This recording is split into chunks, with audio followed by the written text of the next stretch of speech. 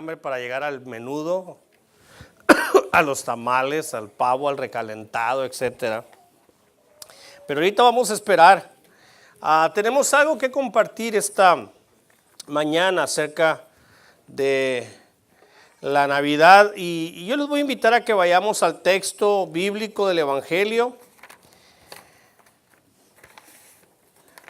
Damos gracias a Dios por cada uno que pudo apartar este tiempo. Yo sé que hay gente que recibió familia, otros salieron de viaje y algunos más duermen. Pero empezamos el día en el lugar correcto, buscando al Señor. Porque la Navidad es nuestra. La Navidad es nuestra. Leía uno de los mensajes del gran predicador Spurgeon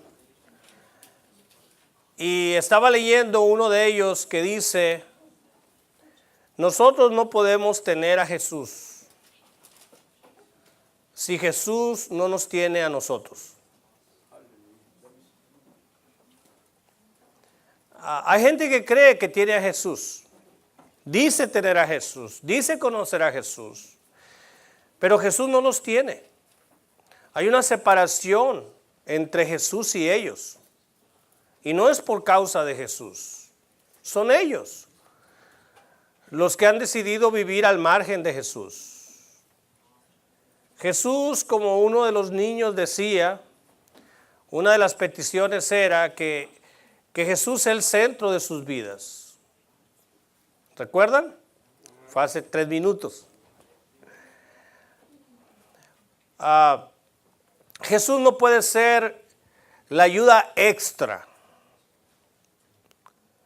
Hace unos meses salíamos de viaje y de regreso de Baja California. Por ahí en un lugar de California se nos rompió un neumático. Esa camioneta tenemos como 11 años con ella. Y jamás se había rompido un neumático, jamás se nos había ponchado. Y la pregunta: ¿y cómo estará la llanta extra? Si desde que esa camioneta salió nueva, nunca bajaron la llanta extra. Así que la bajé y le faltaba aire. Le faltaba aire. Pudimos llegar porque era cerca del pueblo y me hace pensar que para algunos Jesús es como la llanta extra. No es el motor de su vehículo, es como la llanta extra. Nadie se acuerda de ella, solamente si un día se llega a ponchar. Pero mientras no se poncha, hay gente que no sabe que no trae extra en su auto. No lo sabe. Y hay gente que supone que Dios está ahí con ellos, que tiene que estar ahí con ellos, pero no lo sabe. Me gustó lo que dijo Spurgeon, porque es verdad. Nadie puede decir que tiene a Jesús si Jesús no los tiene a ellos. Si yo no soy de Cristo, yo no puedo decir que Cristo es mío. No puedo decirlo. Y Jesús desea ser el Señor de todos, el Salvador de todos. Lo que anunció el ángel es que ese día había nacido el Salvador. Y cuando nosotros tenemos un Salvador, no un superhéroe creado por Hollywood, sino un verdadero Salvador. Un verdadero Salvador. Desde Belén se nos invita a algo muy especial y es una invitación que quiero hacerle a usted para lo que le resta de vida, que pueden ser pocos o muchos años, pero lo que nos dice a lo largo de este episodio tan especial en la vida de la humanidad fue una invitación a no tener miedo. Leía otro mensaje por ahí que habla sobre la obediencia. y decía, la Navidad es tiempo de obedecer. Es tiempo de obedecer. Porque si usted se fija en todos los elementos, en todos los personajes que intervinieron en la Navidad, todos fueron obedientes. Todos fueron obedientes. El ángel habló con María y María fue obediente, no rehusó. Jamás rehusó. José fue anunciado que la mujer que había desposado tendría un hijo que no era de él y él obedeció. Los sabios que están aquí representados, ellos fueron obedientes. Todos fueron obedientes. Los pastores, cuando se les anunció que había nacido, no se quedaron cuidando. Yo no sé cómo hicieron para dejar las ovejas, pero ellos se fueron a donde estaba el niño recién nacido. Fueron obedientes. Todos respondieron correctamente. Pero el más importante, el hijo obedeció. Si todos hubieran obedecido, pero el hijo no, aún estaríamos muertos en nuestros delitos y pecados. Navidad es tiempo de obedecer. Navidad es tiempo, porque Navidad no ha terminado. Es un tiempo para dejar el temor. ¿Por qué vamos a dejar el temor? Porque nació el Salvador. Llegó el Salvador. No llegó el superhéroe de Hollywood, llegó el Salvador del mundo. Entonces, cuando el Salvador llega, todo pasa a estar bien. Todo pasa a estar en seguridad. Todo pasa en alegría, en gozo. Esto del temor, amigos y hermanos, es algo que todos hemos experimentado. Esta semana alguna cosa le temimos, probablemente. Y no nos gusta reconocer. Yo recuerdo cuando éramos niños y tenía unos tíos que les gustaba contar historias de terror. Y nos reuníamos en una casa como 20, 25, 30 niños y empezaban a contar cosas de espantos. Y allá en la ciudad en ese entonces no había alumbrado público, la gente no quería prender luces. Y a las 10 se acababan las historias, a las 10 de la noche. Y algunos vivían a 100 metros, 50 metros, 20 metros. Todo el barrio se reunía a escuchar historias, pero nadie se quería ir. Y la única luz que había en ese cuarto, la pequeña luz, dejaba ver que los ojos de los niños estaban brillando, brillando de miedo. Eso es lo que se miran como lágrimas de miedo. Y algunos no se querían ir por temor. Pero si le preguntabas a alguno, ¿te dio miedo? No. No tengo miedo. No me asusté. Y por eso no lo queremos reconocer. Hay gente que ha muerto de miedo, de terror. Puede llegar al punto de terror. Y a lo largo de la historia ha habido muchas personas importantes que por algunas razones han manifestado su miedo. Uno de ellos fue el 23º presidente de Estados Unidos. Y yo sé que ustedes como ciudadanos americanos saben perfectamente quién fue el 23º, el 22º, el 24. Pero este presidente, el 23º, Benjamin Harrison, él murió en 1901 y un poquito antes él gobernó Estados Unidos. Él gobernó del 89 al 93. Bueno, a 1893. Pero este hombre, junto con su esposa, tenían un miedo, tenían un terror. ¿Alguien recuerda esa historia de este presidente? ¿A qué le tenía miedo? Bueno, pues en la Casa Blanca se le instaló la luz eléctrica. Y cuando se instaló la luz eléctrica, que era algo totalmente desconocido, el presidente y su esposa no querían tocar ningún apagador, ningún interruptor, porque ellos no sabían, ellos tenían temor de qué efecto pudiera tener esa tecnología nueva, qué efecto, qué pudiera sucederle a su cuerpo si iban y tocaban un interruptor. Así que si había gente del servicio en la Casa Blanca, ellos los mandaban a que encendieran o que apagaran los interruptores. Y si no había nadie, dormían con las luces prendidas, porque tenían miedo a los efectos de la electricidad. Creo que les debieron de haber explicado un poquito más, pero cuando el miedo llega, ¿verdad? Y por más que le expliquemos a veces a una persona, a un niño, por qué no temer, a veces como que no entiende o como que se cierra en su miedo. Y eran adultos, grandes. Ahora, el temor no siempre es negativo. Hay cosas que de verdad nos pueden hacer daño. Y a veces hay personas muy temerarias. Yo le tengo bastante respeto al mar. No sé si es porque he visto gente ahogada. Y no se ve bien eso. Pero le tengo bastante respeto al mar. Otros le tenemos miedo a las alturas. ¿Quién le tiene miedo a las alturas? Yo cuando estoy viendo una película que alguien está en un despeñadero, que está por caerse o algo, empiezo a sudar. Empiezan a sudar las manos. Y un día me subí a una torre con botas. Escalé una torre para mover unas luces. Y cuando estaba ahí arriba y miraba hacia abajo y la torre y el tubo se hacía así, con botas vaqueras, pensé, ¿qué estoy haciendo yo aquí arriba?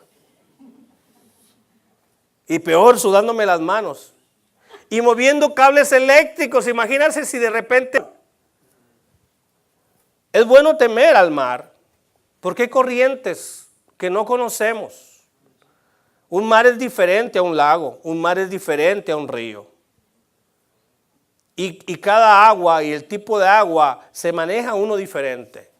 Y deben de saberlo los que se meten en ella. Es bueno temer consecuencias del pecado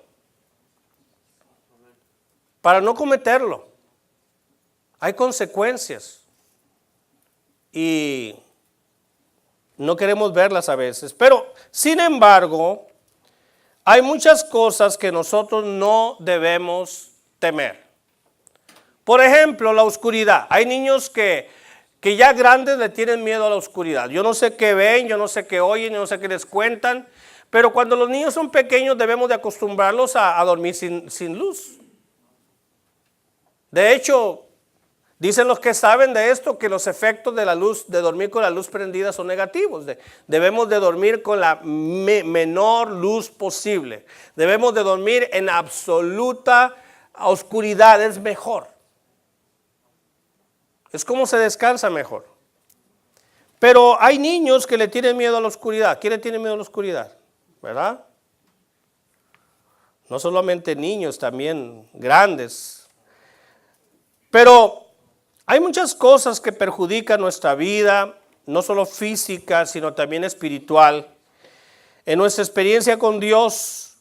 Y en el nacimiento de Jesús encontramos varias ocasiones en que alguien le dijo que no se temiera. Y yo quisiera recordarte solamente dos. Vamos a Lucas 2:8, por favor. Hay por lo menos 4, pero solo vamos a recordar este día 2. Y fue difícil escoger solamente 2 de estas 4. Pero el capítulo 2 de Lucas, versículo 8 al versículo 11 dice así. Había pastores en la misma región de Belén, en la misma región donde nació Jesús, que velaban y guardaban las vigilias de la noche sobre su rebaño. Y aquí se les presentó un ángel del Señor y la gloria del Señor les rodeó de resplandor y tuvieron gran temor. Pero el ángel les dijo, no temáis, porque aquí os doy nuevas de gran gozo que será para todo el pueblo, que os ha nacido hoy en la ciudad de David un Salvador, que es Cristo el Señor. Y no queremos entrar a la discusión de cuándo nació Jesús. Unos dicen que no fue en el invierno, que debió haber sido en el verano porque los pastores estaban cuidando los rebaños que estaban afuera. Pero yo no sé si tenían lugares adentro donde metían las ovejas, pero pues las ovejas siempre estaban afuera. Claro que si era una vaca la metes a un establo, pero si son cientos de ovejas, ¿dónde las metes? Otros dicen que fue por ahí por octubre, basados en otros datos con respecto al sacerdocio. Pero lo importante es que nació. Haya sido en junio o en diciembre o en octubre, lo importante es que nació. La historia del nacimiento de Jesús es eso, es una historia, porque es algo real. Lo que no es real son fábulas, son cuentos, pero esta es historia, es real.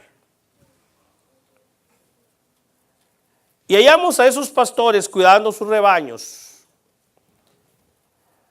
Imagínate cuidando ovejas en la oscuridad. Lo único que se podía tener era la luz de la luna, la luz de las estrellas. Lo único que se podía tener de luz era la fogata, o las fogatas si eran varios grupos o varios pastores. Era la única luz que había por ahí. Imagínate en esa tremenda oscuridad, como cuando alguien va a acampar y no hay nada. Y alguien ha ido a acampar cuando ni siquiera hay luna. No sabes si a 1 metro está un precipicio. No sabes si a 1 metro está un oso. Bueno, si a 1 metro está un oso sí sabes. Lo vas a oír. Pero en aquellos tiempos, sin luz eléctrica, ¿con qué se podían alumbrar? No había luz, no había carreteras cercanas que hicieran ruido, los autos moviéndose por ahí, haciendo escándalos, no había aviones pasando por encima de ellos. La única luz venía de una tenue, probable fogata, y el único ruido o sonido que había eran los balidos de algún cordero que estaba enfermo, que tenía hambre o que andaba perdido. Eran los únicos sonidos que se podían escuchar. Nadie había llevado radio. Nadie traía audífonos y bailaba sin sentido. Todo eso estaba ocurriendo, pero de repente, ¿qué sucedió? De repente apareció una luz cegadora. Algo jamás visto. Algo jamás experimentado. Una luz tan grande, un resplandor tan grande, que dice el texto bíblico que estos hombres que habían enfrentado animales que atacaban sus rebaños, que habían enfrentado tal vez ladrones que querían robar sus rebaños, que habían enfrentado tantas situaciones, de repente se llenaron, dice la Escritura, de gran temor. Un gran temor se apoderó de ellos. ¿Alguna vez te has sentido así? Que algo te ha llenado, te ha tomado y te ha producido un terrible miedo. Y eso pasó ahí. Tanto fue que dice la Escritura que el ángel les dijo, verso 10, no temáis, no temáis.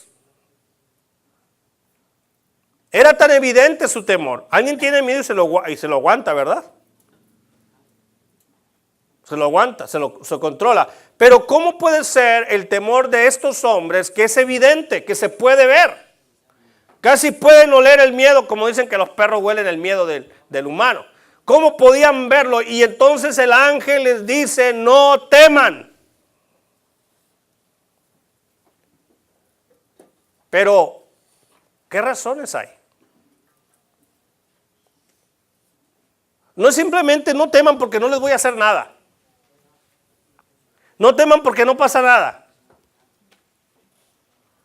Es como el niño que le van a dar con un cinto y le dice, no tengas miedo. No te va a doler. Es imposible no tener miedo. Nada más te voy a dar 3. ¡Y 3! Oí como 1000, ¿verdad? Cuando dicen 3, como 1,000,000. Pero el ángel les dijo algo más. Razones. No temáis, porque he aquí os doy nuevas de gran gozo.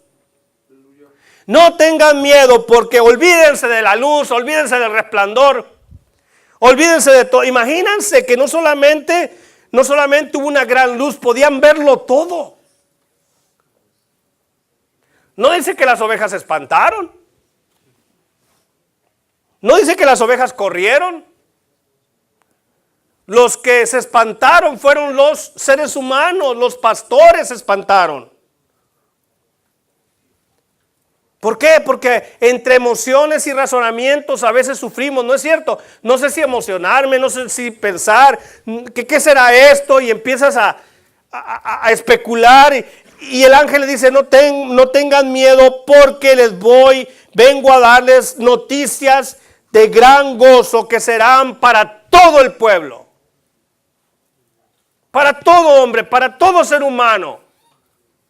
Olvídense del resplandor, olvídense del miedo. Hay algo más importante, les traigo noticias grandes. Les traigo noticias extraordinarias. Textualmente dice, porque aquí os doy nuevas de gran gozo. Y las nuevas, dice el versículo 11, que os ha nacido hoy en la ciudad de David un Salvador, que es Cristo el Señor. Esa es la razón. Esa es la razón que hoy nosotros también debemos de abrazar. Porque sin duda el hombre, por su condición pecaminosa, tiene temor.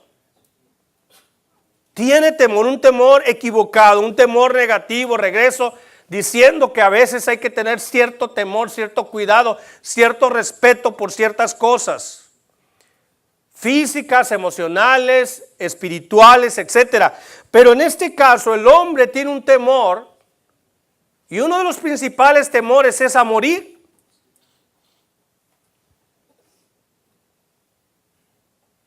Porque la paga del pecado es, el hombre de alguna manera sabe que corre un riesgo de morir. Y que probablemente hay una eternidad y en esa eternidad también se va a morir. Porque en esa eternidad morir no significa dejar de ser, dejar de existir. Cesación del ser no significa eso, sino significa pasar a un estado peor que en el cual hoy puedo vivir. Y pasar a ese estado por causa propiamente de la vida que tengo aquí. Tiene temor. Y el ángel les dijo, no tengan miedo. Y se lo dice a los niños deben de saber que hay cosas por las cuales ellos no deben de temer.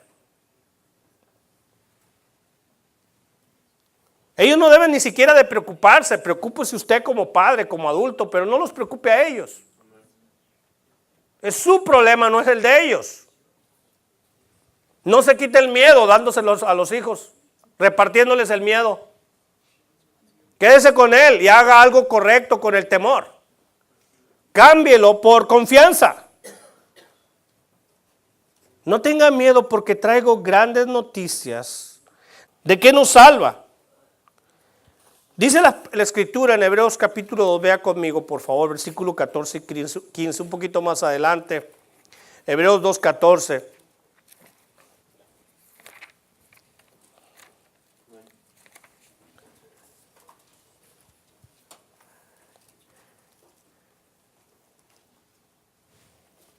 ¿Lo tienen? Amén. Lo que nos dice el escritor de Hebreos, que a nosotros nos debe de llenar de gozo. No estoy hablando de risa, de alegría, sino de gozo. Hay una gran diferencia entre alegría y gozo. Hay que tener las dos. Pero yo puedo estar serio y tener gozo. Yo puedo estar serio y no tener alegría. La alegría se ve, se expresa, ¿verdad? Como dicen, como que te sacaste la lotería, como que tú traes el premio mayor, como que tú traes la respuesta y nada más estás esperando a que pregunten. Ya estás, ¿verdad? Listo, ya no hayas cómo hablar porque tú lo tienes. Alegría. Pero el gozo no se basa en circunstancias. Nuevas de gran gozo. Es motivo de gozo que haya nacido el Salvador, mis hermanos y amigos, porque Él es el que iba a venir a redimirnos de nuestros pecados. Él es el que venía a rescatarnos de la muerte eterna. Porque por causa del pecado la muerte llegó. Por eso llegó la muerte. Pero los hombres no íbamos a morir. No tendríamos muerte física. No era el plan de Dios que muriéramos ni físicamente ni espiritualmente. Y créanmelo, todos nosotros, si Jesús no viene pronto, vamos a pasar por la muerte física. Y podemos morir enfermos o no enfermos. Llega. Pero hay algo más, la muerte espiritual, y esa es la muerte eterna. Y vino el Salvador para salvarnos de la muerte, y lo que la muerte lo causa, si la consecuencia del pecado es la muerte, si lo que produce la muerte es el pecado, cuando alguien viene y nos redime, nos limpia del pecado, entonces también quedamos absueltos de la muerte. De la muerte. Y esta palabra redención, que es bastante amplia, significa simple y sencillamente, se explica en 3 palabras. Una, es que todos nosotros estábamos expuestos en el mercado del pecado. Todos éramos esclavos del pecado y estábamos ahí como en venta. Porque los esclavos eran vendidos en mercados. Y ahí estábamos todos nosotros en la venta del mercado. Ahí estábamos como esclavos del pecado. Así que cuando hablamos de redimir, significa que Jesús lo que hizo fue encontrarnos ahí y comprarnos. Nos compró. Estábamos en venta y para liberarnos primeramente pagó por nosotros. Y esa es la palabra redención. Esta palabra se expresa con la palabra griega agorazo. Y significa comprado en la venta del mercado. Gloria a Dios. Y la segunda palabra es exagorazo. Y esta palabra significa sacado de la venta del mercado. Porque Él todavía no viene por nosotros. Pero yo recuerdo cuando nos movimos a Hermosillo, compramos una sala nueva de San Luis. La compramos antes de irnos. Vamos a llevar, no tenemos sala, vamos a llevar una sala nueva. De hecho, no nos la llevamos cuando nos cambiamos, hasta después vinimos por ella. Y duró casi un año en la mueblería. ¿Sabe que durante ese año nadie la pudo comprar? ¿Sabe por qué? Porque nosotros la habíamos pagado, porque le pedimos permiso para tenerla indefinidamente en su bodega, y su bodega era enorme. Y entonces ellos lo que hicieron es que tomaron esa sala y la pusieron aparte. Nadie podía venir a verla, nadie podía venir a comprarla, porque esa sala había sido puesta aparte. Si se venían y se vendían otras u otra igual, pero esa sala estaba aparte. Y eso fue lo que el Señor hizo, nos compró y nos puso aparte. No estamos en la venta. Y la tercera palabra es la palabra lutro y significa puesto en libertad. Y eso es redención. Me compró, me apartó y me puso en libertad. Eso es lo que Jesús iba a venir a hacer. Por eso había gozo. Eran noticias de que ahora los seres humanos podían no más temerle a la muerte, porque habían sido rescatados, habían sido puestos aparte y estaban siendo liberados. Aleluya. ¿Y sabe qué? En los días que Jesús nació, ellos sabían lo que eran ser prácticamente esclavos de Roma. Ellos sabían.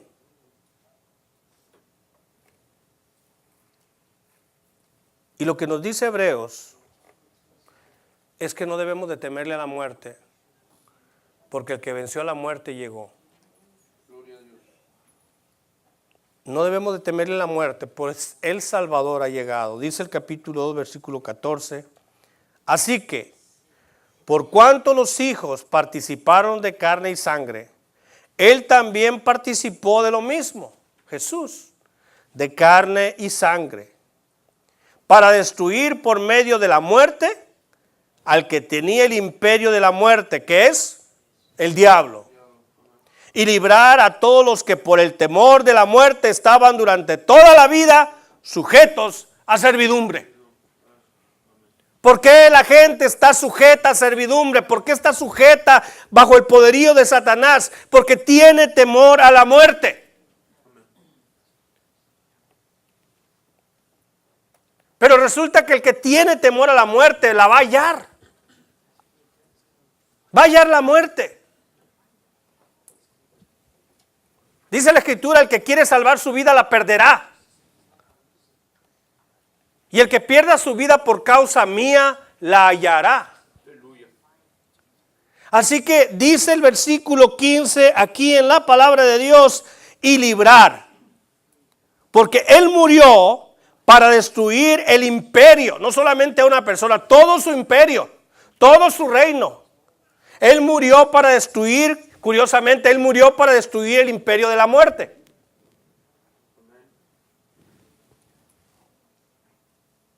Y sigue diciendo, al que tenía el imperio de la muerte, esto es, al diablo, y librar a todos los que por el temor de la muerte estaban durante toda la vida sujetos a servidumbre. Cristo nació, se hizo hombre para librarnos de la esclavitud al temor de la muerte.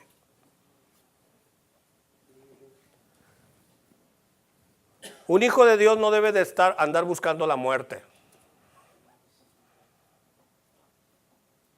No debe de provocar la muerte. Debe de tratar por todos los medios válidos permanecer con vida y con salud. Porque a algunos parece que como que queremos acabarnos a nosotros mismos pronto, ¿verdad? Por el abuso que le damos a nuestro cuerpo, por el abuso que le damos a nuestra mente, o por el mal uso que le damos, etcétera. Pero lo que sí no debemos de temerle es que cuando el Señor nos quiera recoger, nos soltemos a sus brazos. Porque no hay temor a la muerte. Cuando una persona muere en Cristo, en ese momento encuentra su vida eterna. No la muerte, su vida eterna. Así que encontramos aquí el primer, no temas. Ya no tenemos que temer a la muerte, ha sido quitado su efecto.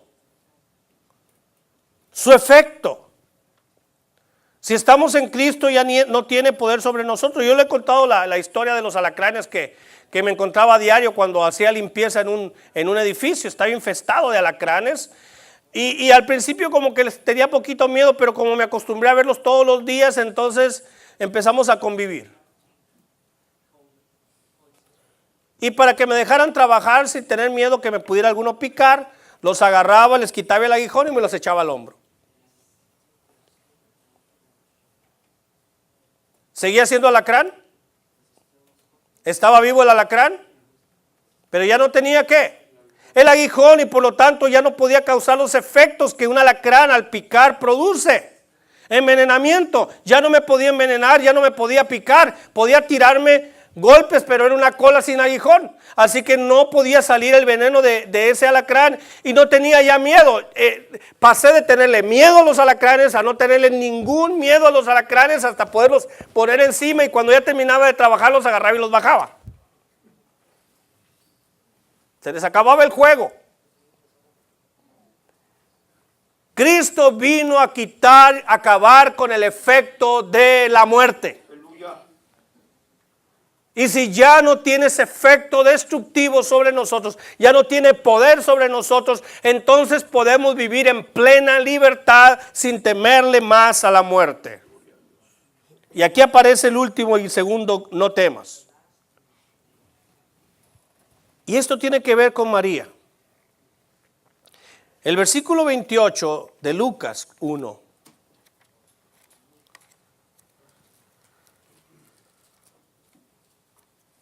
En adelante, fue cuando fue anunciado el nacimiento de Jesús.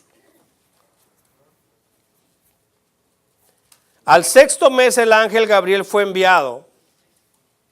Al sexto mes no de que había sido embarazada María, sino al sexto mes cuando Elizabeth, su prima, estaba embarazada. ¿Recuerdan de quién fue madre Elizabeth? De Juan el Bautista. Así que Juan el Bautista y Jesús eran primos hermanos. Mas ella cuando le vio se turbó por sus palabras. ¿Se turbó por qué?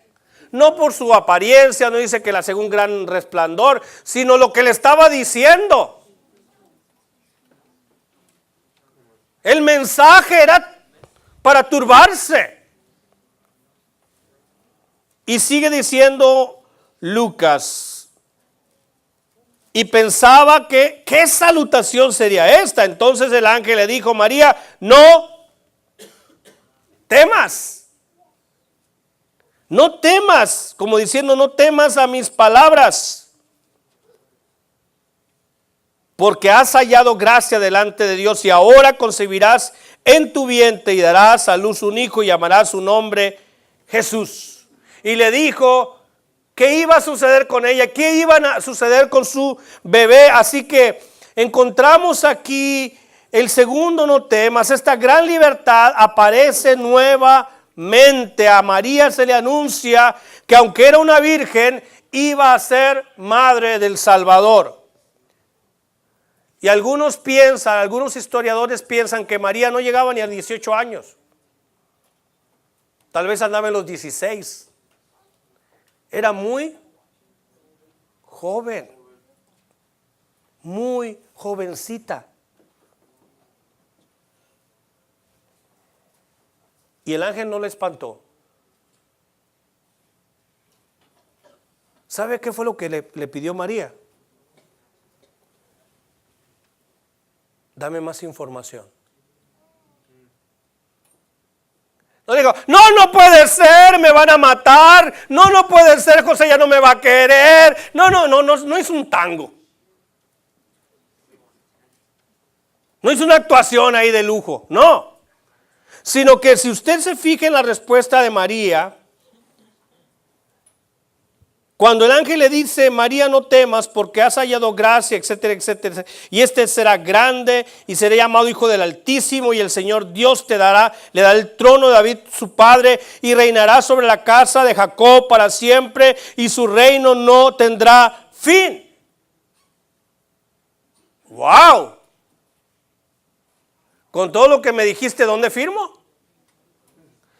¿Sabe qué? María necesitaba toda esa información. María necesitaba esa paz, esa tranquilidad. María necesitaba reaccionar al anuncio, un anuncio terrible socialmente, moralmente, religiosamente. Era un anuncio tremendo. Y entonces cuando el ángel le da toda esta información preciosa de ese niño que iban a nacer, dice la escritura en el versículo siguiente, versículo 34, entonces María dijo al ángel, ¿cómo será esto? Pues no conozco varón. A ver, explícamelo más despacio. Porque ha de saber que yo jamás he estado con un hombre. Solamente quería saber un poco más. No se soltó llorando histérica, no salió gritando como loca. Y no piensen en ninguna de sus esposas, no. No se imaginen cosas. Pero así sucedió. Aunque era virgen, llegarás a ser madre del Salvador. Ella era muy joven, pero sabía lo que eran las realidades de la vida. Ella sabía cómo se hace un bebé. Ella sabía lo que es estar embarazada sin esposo. Ella sabía sobre las realidades de la vida. Ella sabía que no era posible humanamente hablando que ella pudiera tener un bebé. Ella sabía. Pero ella no expresó duda ante el anuncio del ángel, sino, me falta comprender un poco más. Y entonces el ángel explicó cómo llegaría ella a dar a luz. El Espíritu Santo formaría al bebé en su vientre. Y por única vez en la historia del ser humano, un niño sin padre humano sería concebido, pues sería de Dios. Y digo única vez porque por ahí hay religiones que dicen que otros han nacido de la misma manera que él, que otros han sido concebidos de la misma manera que Jesús. Pero el único que fue concebida por obra del Espíritu Santo es Jesús, el único Hijo de Dios. En otras palabras, María, no temas lo imposible, porque humanamente esto es imposible. No temas lo imposible, pues para Dios no existe lo imposible. Aleluya. Y sabes qué, hermano y amigo, muchos tenemos ese miedo, porque para muchos algunas cosas de la vida son catalogadas como imposibles. Y es la segunda invitación que te hago hoy para que enfrentes tu futuro. No temas lo imposible, porque muchas de las cosas que para ti son imposibles, para Dios lo son. Son posibles en Dios.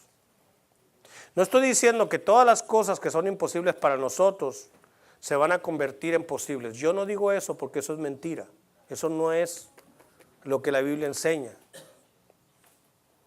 Pero a veces vivimos tan imposibilitados, tan limitados, como decimos, porque a todo le llamamos peros, porque a todo le ponemos la marca de imposible. Imposible. Pero para Dios nada es imposible. Quiero terminar con algo personal. ¿Qué situación estás enfrentando que te parece imposible de resolver? Imposible. Y no quiero saber cómo surgió, ni por qué, ni nada. Simplemente para ti es algo imposible. Antes de que naciera Jesús, parecía todo imposible. Pero cuando Él llegó, y el ángel dio esa gran noticia de que había llegado el Salvador, para acabar con el imperio de la muerte, que era lo más fuerte, lo más poderoso, el imperio de la muerte. Olvídese de lo demás, el imperio de la muerte. Esclavizando a cada hombre y a cada mujer ese imperio. Pero con la muerte de Jesús, Él vino a destruir al imperio de la muerte y al príncipe de la muerte, que es Satanás. Vino a acabar con su imperio, vino a acabar con él. Y ya no debemos de temer ni a la muerte física ni a la muerte eterna, porque ya no tiene el aguijón que produce la muerte. Ya no. Ya no podemos seguir temiéndole a cosas que ya hemos marcado como imposibles. Era imposible que María tuviera ese niño. Era imposible. Probabilidad 0. Y hay muchas cosas con las cuales batallamos que nosotros las tenemos catalogadas como posibilidad 0. Y algunos menos 20, menos 30, todavía abajo del 0. Como cuando hace mucho frío bajo cero.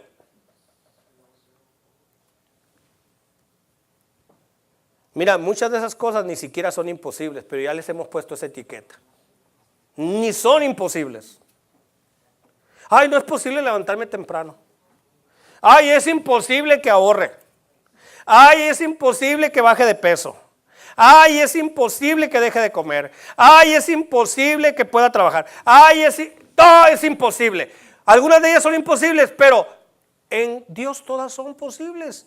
Pero algo más, hay cosas que no son imposibles. Ya les hemos puesto esa etiqueta. Y ya dejemos de ponerle esa etiqueta, porque vamos a cambiar las cosas imposibles por cosas posibles en Él.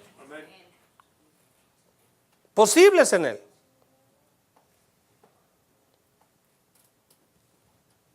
¿Qué situación enfrentas en tu vida que te parece imposible de resolver? Lo que para el hombre es imposible, para Dios es posible. ¿Sabes? A alguien atan tan bien, hay maneras de atar a una persona tan bien, que para aquel hombre es imposible de desatarse. Pero si llega alguien con manos libres y quita ese nudo, te desata. Es imposible que tú te desates a ti mismo, ¿cierto? Es imposible que tú solo puedas resolver eso, puede ser cierto, es imposible, pero si otro viene y lo hace, es posible. Si alguien más poderoso que aquello que te está atando lo puede venir y tocar, y si tú puedes confiar en Él, entonces eso imposible se convierte en algo posible, y entonces encontramos esa libertad en Cristo. Y sí puede decir, yo no puedo esto, sí, es cierto, pero Él puede. Él lo puede hacer. Dice la Escritura, si el Hijo los liberare, seréis verdaderamente, no aparentemente, verdaderamente libres. Verdaderamente libres, porque hay gente que vive en una supuesta o aparente libertad. Lo que para alguien es imposible, para Dios es posible. Lo que yo no puedo quitar de mí, Él lo puede quitar. Dios puede abrir esa puerta que por la fuerza nunca nadie podrá mover. Y Él simplemente dice y se hace. Como dijo aquel soldado, no tiene que ir. Algunos están esperando que Jesús venga y les haga el favor, el milagro. No tiene que venir. Aquí está, con su espíritu. Y le dijo a aquel soldado, no tienes que ir a mi siervo. Tú solamente di que sea sano y él va a ser sano. No tienes que ir mil millas, no tienes que ir 2000 millas. No tienes que ir a ningún lado, no tienes que hacer nada. Simplemente tú dilo, yo soy hombre de autoridad. Y si yo le digo a alguien, haz esto, lo hace. Haz lo otro y lo hace. Ve y va. Y yo sé cuál es tu autoridad. Y si tú le dices que salga su enfermedad, va a salir. Si yo le digo, no va a salir. Y es que los hombres decimos. Y queremos así pensar que obligamos a Dios, pero no es así. Él de su voluntad y de su autoridad lo tiene que decir.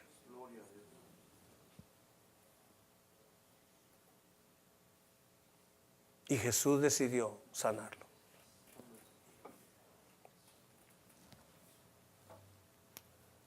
No tienes que ir a ningún lado ni hacer ninguna cosa, simplemente pedirle a Dios que lo haga.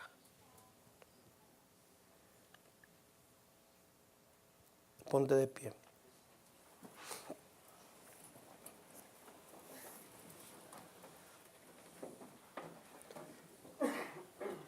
Dice la Escritura, pero si alguno está en Cristo, nueva criatura es. Las cosas viejas pasaron. He aquí todas son hechas nuevas. No debemos de tratar de caminar en reversa, ni voltear al pasado. Todo es nuevo, todo está enfrente.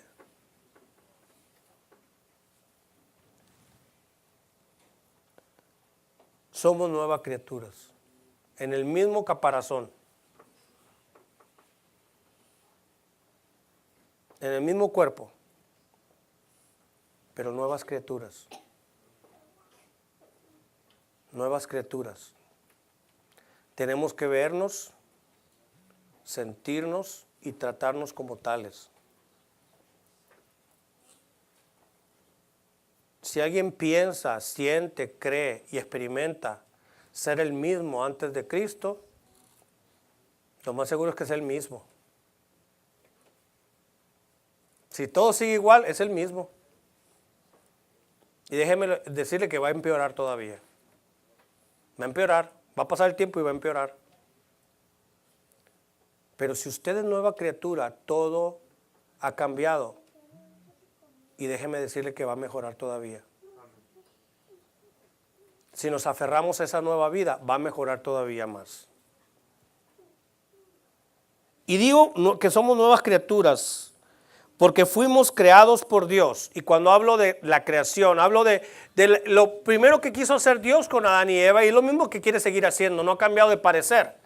Y es lo que hace cuando venimos a Cristo, cuando Él nos entrega su Espíritu Santo en nosotros, entonces Dios nos hace nueva creación por Dios para vivir en fe y no en temor. Esa nueva criatura vive en fe. Esa nueva criatura vive en paz. Esa nueva criatura vive en esperanza. Esa nueva criatura vive otra vez en fe, no en temor.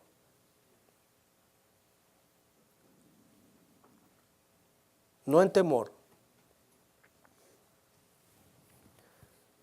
Dicen los médicos que cuando una persona se la vive preocupada, va a tener una vida más corta y mala.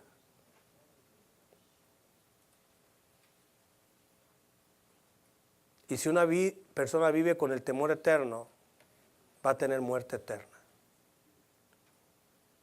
Pero la nueva criatura, Dios le da una nueva vida, una vida de fe. Alguien dijo que la fe es como el aceite que lubrica una máquina cuando funciona bien.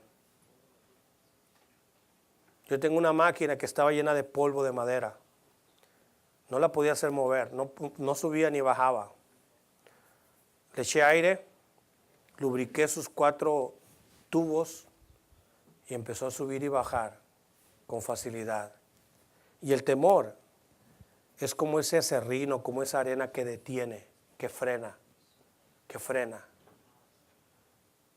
Pero la fe es como un lubricante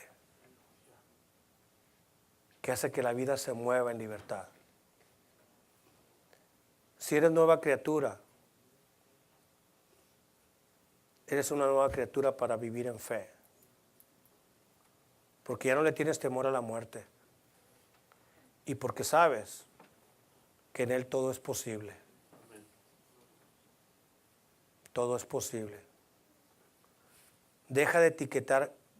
Toma ese paquete de etiquetas que dicen imposible y destrúyelo. Mételo al fuego. Nada es imposible para Dios. Y para el que en Él cree, todo le es posible. Todo le es posible. Vamos a cerrar nuestros ojos, viene un nuevo año.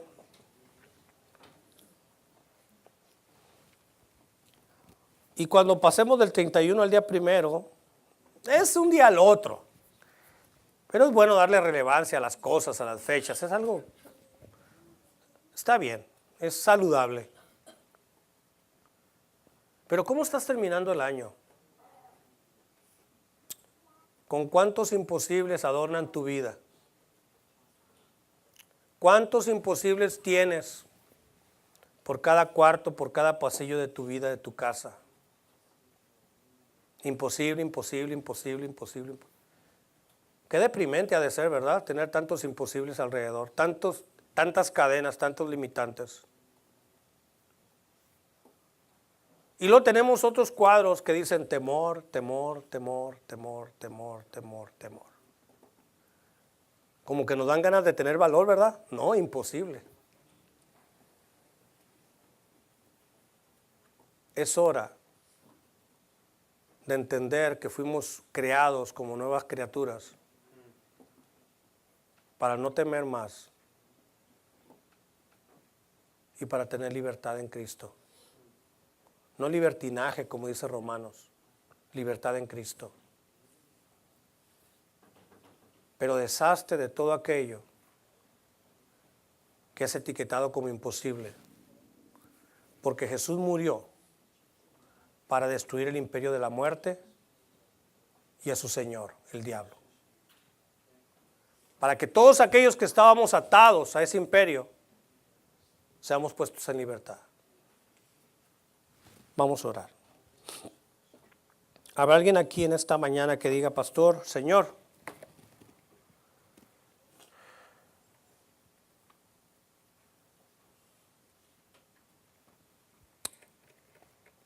yo quiero que Jesús me salve? Yo quiero que Jesús me libere. Yo no quiero temer más a la vida. No quiero temer más a vivir. No le quiero tener más temor al futuro. No quiero tenerle más temor a encontrarme un día con Dios y saber que he vivido lejos de Él. Yo no quiero estar en contra de Dios. Yo quiero estar amistado con Dios. Yo quiero estar a favor de Dios y Él a favor mío. Y hoy he entendido esto, que yo no puedo tener a Cristo si Él no me tiene a mí. Y yo he decidido con todo mi corazón esta mañana, de una manera definitiva, de una manera total, entregarle mi vida a Cristo. Porque Él es digno de que entregue mi vida. Y Él es el único todopoderoso que va a hacer uso bien de mi vida. Yo quiero entregar mi vida a Cristo este día. Si alguien piensa esto, si alguien siente esto en su corazón, si es cosa que Dios le ha dicho, no yo, ahí donde estás voy a orar por ti. Solo alza tu mano y dile, yo quiero entregar mi vida a Cristo hoy. Niño, joven, adulto, yo no sé. Yo no quiero que alguien levante la mano si Dios no le ha mostrado esto, no le ha dicho esto. Pero si es Dios quien ha hablado a tu vida, este es un buen día. Porque si tú no tienes al Salvador, o si Él no te tiene a ti, tú no lo tendrás a Él. ¿Quieres entregar tu vida a Cristo? Padre, tú conoces cada corazón. Tú conoces cada vida. Y yo te ruego, Señor, que si hay alguien aquí, yo no conozco a nadie. Apenas si me conozco a mí mismo. Pero si hay alguien aquí que no tiene un encuentro personal contigo, yo te pido en el nombre de Jesús que este día entregue su vida a ti. Que este día te pida, Señor, que tú seas su Salvador. Que tú le liberes del pecado, de la muerte, de la condenación y lo lleves a una comunión contigo. Yo te pido por cada hermano o hermana que está aquí que ha permitido que muchas cosas caigan sobre su vida, muchas ataduras vengan a su vida.